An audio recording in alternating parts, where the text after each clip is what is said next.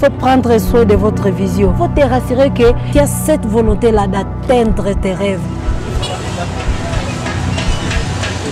Comment vous arrivez aujourd'hui à entretenir et la musique et le business?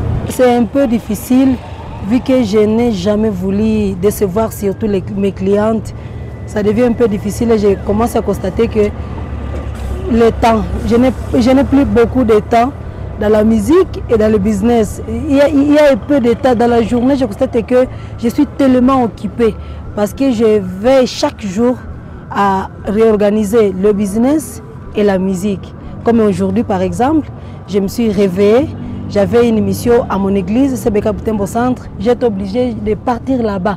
Mais avant cela, je devais d'abord me préparer, je prépare d'abord les commandes de mes clientes.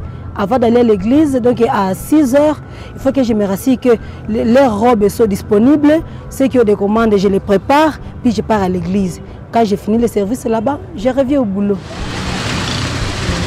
Est-ce que vous pensez que être chanteur ne signifie pas être paresseuse ou pas? Non, j'appelle d'autres chantres à travailler.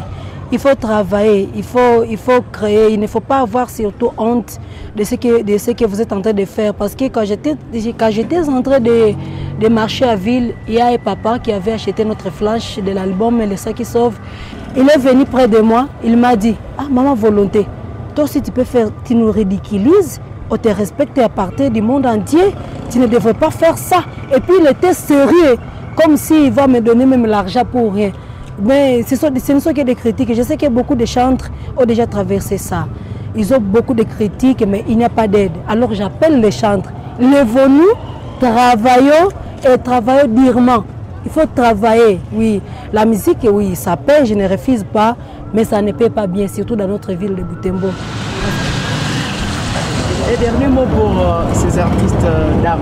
Pour les artistes dames, je vous encourage, travaillons. Surtout quand tu as la vision, il faut prendre soin de votre vision. Il faut te rassurer que tu as cette volonté-là d'atteindre tes rêves.